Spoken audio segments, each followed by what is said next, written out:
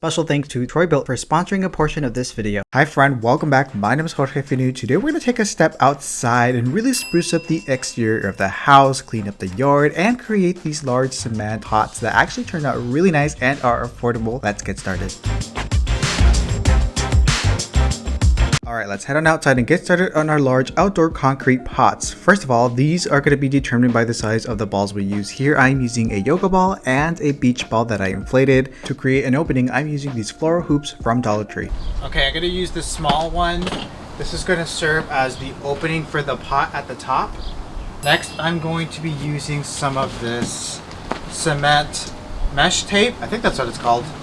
I'm going to wrap both the yoga and beach ball with this tape, which is cement mesh tape. I'll go ahead and try to link everything that I use below, but essentially just covering it as such, which will serve as the whole opening for the pots. Also doing the same thing for the beach ball. By the way, if you want a little bit more in-depth tutorial on this, definitely go check out my previous large cement DIY or sphere, I don't know, video. I'll go ahead and link it down below, but I went a little bit more in depth. Also explored a couple of other techniques, but essentially I would say this one's probably my favorite one. It just makes it a little bit more perfect or easier to work with, I would say. For the first coat, I will be making a slurry, which consists of this bonding agent and cement and a little bit of water.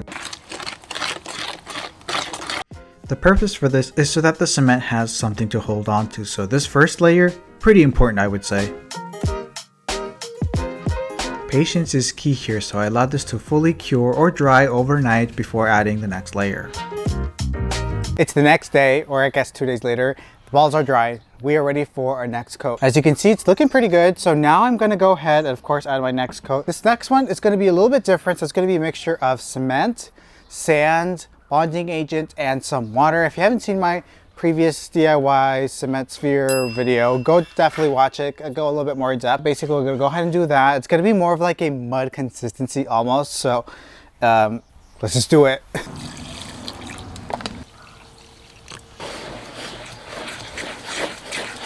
Key to success is having some wet cement, and that is what I'm doing here, just using this bottle with some water, constantly spraying it down because it really absorbs the water. Then I'm applying my mud or cement mixture, I should call it, with my spatula or putty knife, whatever we want to call it.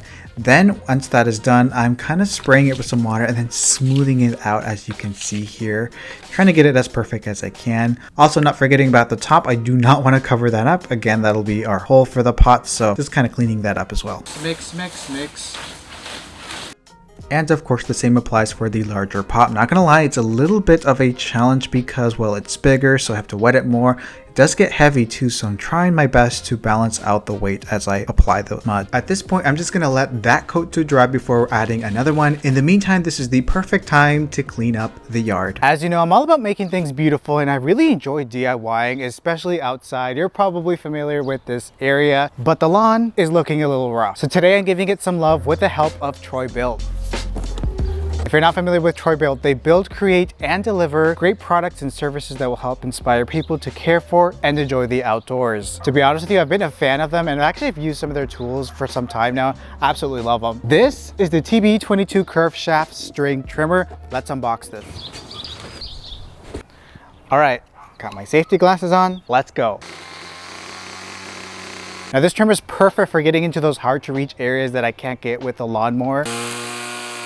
While I trim the yard, did you know that TROY-BILT offers a complete selection of outdoor tools, including tractors, towers, tillers, cultivators, trimmers, snowblowers, and a variety of power tools. These are some of the industry's best lawn and garden tools that won't let you down. Nice! Look at how easy it is to use this trimmer. Just like my hair, I am very particular about a precise cut, and this is definitely doing it for me. Also, big props for it being lightweight and easy to handle. Do you ever go to those houses and see those crisp, clean lawn edges where it meets the sidewalk? Oh, it makes my mouth water. So I'm gonna do that with this. So this is the LE720 Trimmer Plus Lawn Edger. So this is an attachment that actually goes onto the string trimmer, which is perfect because it saves space and you don't have to buy a whole nother machine. Now this connects to all attachment capable TROY-BILT and some other yard machines. My heart is literally racing on how crisp those lines are. Like, ooh. Now let's mow the lawn with the snap of a finger. Nice. I wish it was that easy. Well, actually it is, of course, with the help of TROY-BILT. I'm absolutely obsessed with the results. Now I can sleep at night. Of course, you can try TROY-BILT for yourself. TROY-BILT products are available at major retailer outlets, including the Home Depot, Tractor Supply Company, Menards, Costco, True Value. But you can click on the link in the description, go directly to TROY-BILT yourself, shop the tools I talked about today, learn more about them, also explore the different tools that they have to make your life a lot easier. Again, the link in the description. And of course, I want to thank TROY-BILT for partnering in today's video. Now, back to the DIYs. Well, what do we have here? And it looks as if we have a set of moons on our hands. Well, kind of. I think it's time to remove the balls. Hi, Future Jorge here. So one thing I'm realizing as I'm editing this video is that I forgot to show, or I can't remember if I added 2 layers of that cement sand mixture. So if I were to do this again, definitely 2 to 3 coats of that cement sand mixture just to get it nice and thick and making sure that it's gonna last a lot longer. What a mess. Okay, so the ball is now dried. I went ahead and like wiggled it out of the bucket, so here we have it. The ball inside is still inflated, as you can see. Though I do need to cover up the bottom, but I'm going to do that later on. Right now I'm going to go ahead and deflate the ball, which I know in my last video some people were like, I wish we would have shown you deflating the ball and taking it out, but let's go ahead and do that.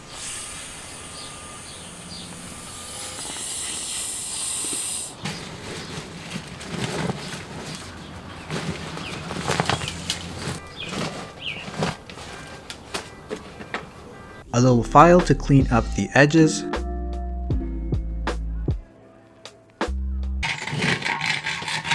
Success! It looks pretty good. I'm gonna take care of the bottom at the end. Now let's go ahead and take care of the larger one, but I'm a little bit worried because I think I messed up. Okay, so you know the little hole that I'm supposed to deflate this with? Well, I think it's at the bottom. Somehow I put it in the wrong side. I don't want to pop this because I want to be able to reuse this ball. So I'm going to try my best to see if I can access it through the bottom, but I don't know.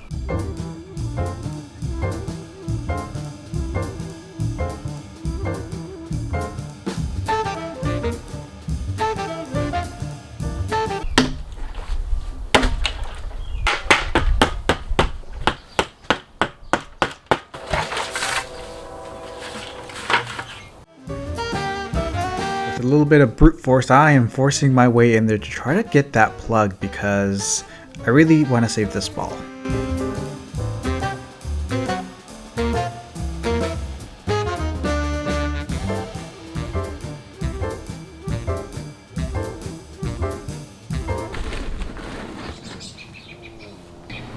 Success.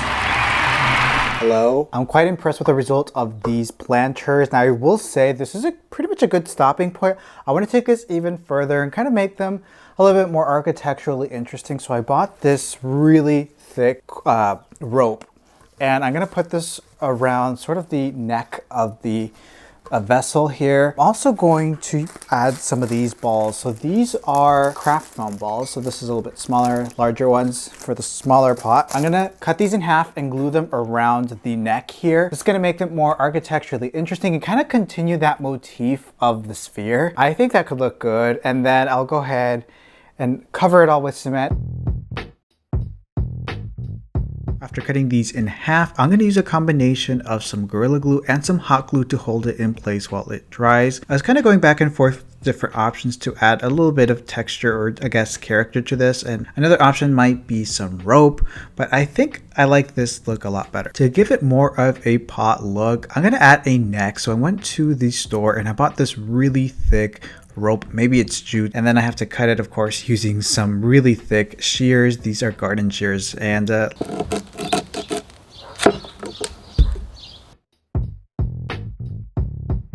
and again some glue to hold it in place. Now this rope is kind of stiff, so I'm using some weight to hold it in place while that dries. So remember the fact that the bottom of the pot has really no cement? Well, let's take care of this. So I mixed up another cement mixture, some cement, sand, and some water.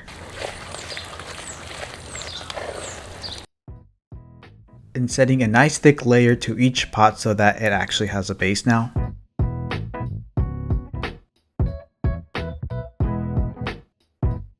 Let's bring this home. Now I want to make sure everything looks like cement, so let's cover this all up with just some cement and some water to create kind of like a slurry. And I'm gonna go ahead and just basically paint it all on there, giving it a nice thick coat. The cement is now dry and it's basically time to get this party started. Now we are going to basically paint this, give it sort of that faux patina or kind of like an acid wash almost, but I'm using some acrylic paint. I found the key to be using a lot of layers and wetting everything, so really diluted paint. So I'm using sort of like khaki color, then some darker browns, and then I'm wetting it down so that it has that washed look. Letting it dry, then adding another coat, maybe something a little bit lighter. Oh, me realizing I wet my feet. Then some green. Yes, that green kind of gives it a more authentic patina look. If you look at vintage clay pots, they often turn green. Maybe it's from too much moisture, who knows, but I did this and somehow it's working out. I'm also getting some color inspiration from my shorts. And definitely some white paint because that certainly gives it an aged effect. I will say I only plan to use these as decoratives. I don't really plan to plant anything inside. So at this point I am done with them and I'm loving the way they look in my freshly cleaned landscape. As I like to say, it's amazing what one can do with a little bit of patience and a little bit of love, and a little bit of love to the yard definitely has elevated the curb appeal. These look wonderful in them. So enjoy this final montage and let me know what you think.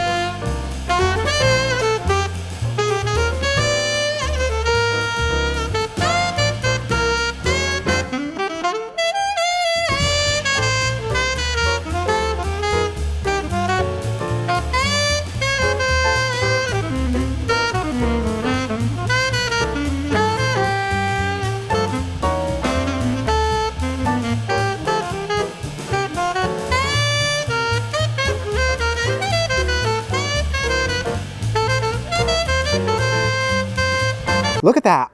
Isn't that awesome? I'm obsessed with the result of these pots. Like, they look like the real deal. They look legitimately ancient, but they're actually heavy, so I couldn't put it down. Let me know in the comments what your thoughts are on these pots. If you want to recreate any of these, definitely let me know. I'm full on gonna go into production after this video. Like, I want to keep making more of these. I just want to thank TROY-BILT for partnering in today's video. Seriously, I am so happy with the lawn right now. If you want to learn how you can make your outdoor space beautiful, be sure to click on the link in the description so you can learn how you can do that with TROY-BILT. Now, I still didn't find a cement sealer for them, but for now, I think they're beautiful as is. And in fact, I'm just gonna leave them out in the front yard.